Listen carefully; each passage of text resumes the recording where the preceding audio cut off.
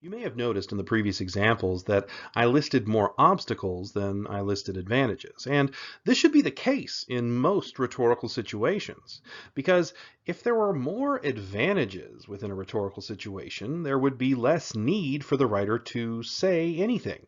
Yeah, if there were ever a situation with only advantages and no obstacles at all, the audience would already fully understand the writer, and thus there would be no need to persuade.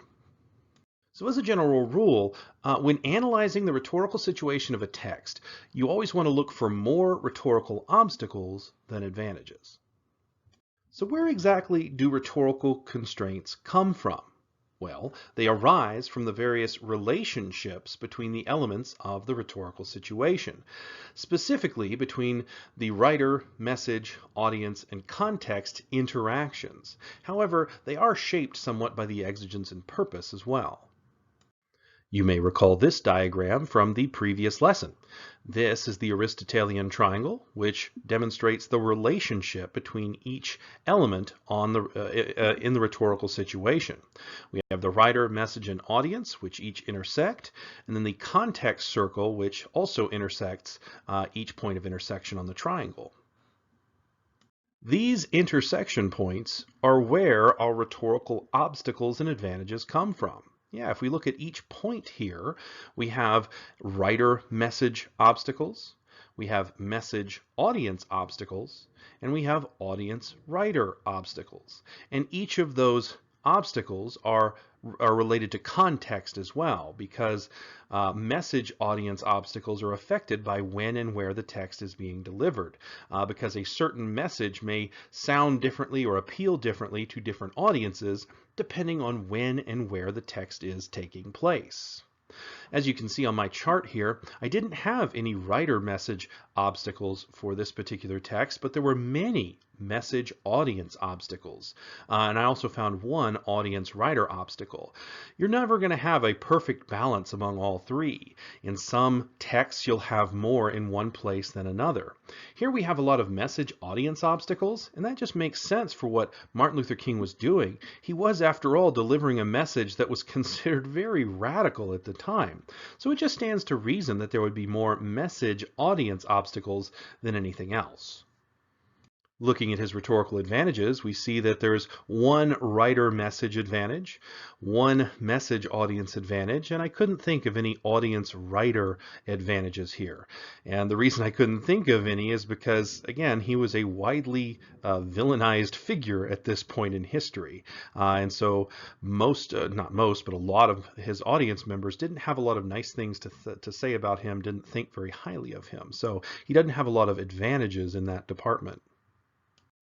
And here's how the rhetorical obstacles break down for the gun violence ad. You see once again a lot of obstacles in the message audience relationship, and that's again because Moms Demand Action is putting out a message that is kind of radical to a large portion of the United States, and that's because we've become indoctrinated to this idea that America is a nation with gun freedom, when that hasn't always been the case. And here is the gun violence ad rhetorical advantages chart. You'll see once again that most of our advantages come in that message audience area. That's kind of interesting that we find both the highest number of obstacles and the highest number of advantages in the message audience. And I think that's really testament to the split in the audience here. Gun control is an issue that has really polarized the United States. So half of your audience feels very strongly one way and they're going to be against it, and that's going to create obstacles. And half of the audience feels in favor of gun control, and so that's going to create some advantages for those particular parts of the audience. Warning. Rhetorical constraints are products of the rhetorical situation. They exist before the writer composes or utters a single word. Something a writer says or writes in a text cannot create a rhetorical constraint. For example, this is not a rhetorical obstacle for the gun control ad. The audience of the gun violence ad may not be able to see the Kinder Egg because it's so small. That's not an obstacle. The size of objects in the image, that was a rhetorical choice that the writer made. It's not dictated by any part of the situation. We could say that the Kinder Egg being very small is perhaps an ineffective choice on the part of the writer, but it's not an obstacle the writer faces in creating the text. It's something they did by choice. An example of something that's not a rhetorical advantage would be this.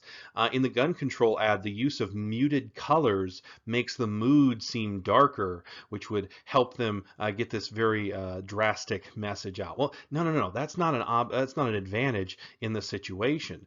The use of a color filter, that's a rhetorical choice that the writer made. It's not dictated by the situation in any way.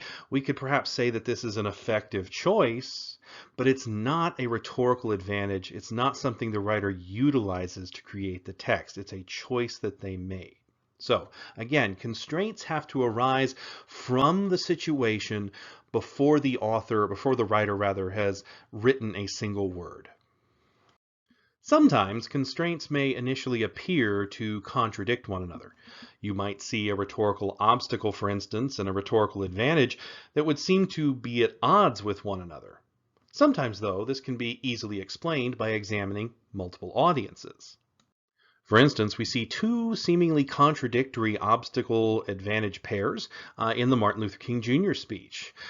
There's an audience-writer obstacle that Martin Luther King Jr. is hated by many people for his radical ideas and his destructive protests.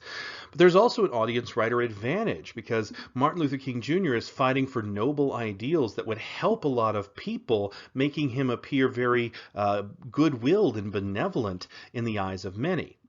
In this case, however, this is pretty easily explained. It's not really a contradiction at all because we just have to look at the multiple audiences he's trying to persuade. The obstacle that King was a hated figure, well, that's only an obstacle to reaching those in his audience who hate him and hate his movement, those whose prejudice King is trying to soften. Similarly, the advantage that King appears benevolent, that's really only an advantage to energizing those members of his audience who are already would-be allies, those whose sympathies just need to be converted into action.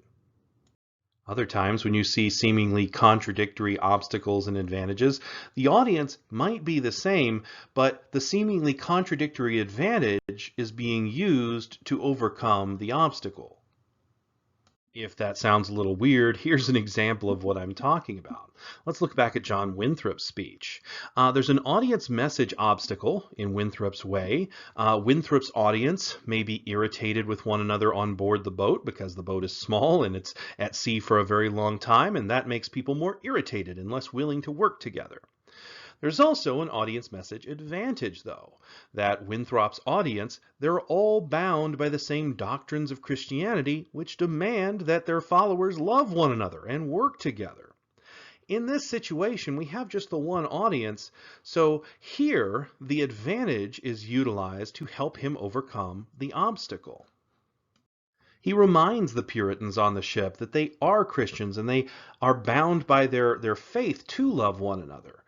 And this is actually what all sermons are for, really, is bringing back congregants who have gone astray by reminding them of their faith and obligations as members of that faith. And he uses that to overcome any petty irritations that might have developed while at sea. Finally, note that not all rhetorical constraints are equal. Some constraints are more significant than others. Some obstacles are just more difficult for the writer to overcome than others, and some advantages offer way more help to the writer than others. For instance, the Puritans' irritation and discomfort after being at sea for so long is far less of an obstacle than their existential fear of surviving on the frontier. Winthrop has to do way more in his speech to overcome that second obstacle than the first. Another example, Americans' entrenched gun culture is way bigger of an obstacle to moms demand action than the fact that they aren't, quote, an expert on guns. That second obstacle is fallacious anyway, and only some people would think it. So it's not really something they have to deal with nearly as much as that first obstacle, Americans' entrenched gun culture. When you sit down to interpret rhetorical constraints within a text, sometimes they will jump right out at you. Other times they may be more difficult to see. Here then are some guidelines for identifying rhetorical constraints. First, work systematically. Look for obstacles, then advantages. Don't try to look for everything all at once. Next, work through the triangle.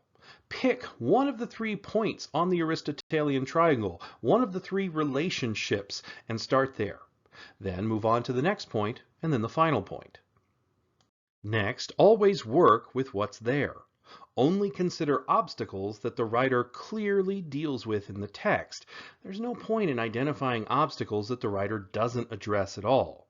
Also, consider only those advantages that the writer clearly utilizes in the text, because there's no point in identifying advantages that aren't used.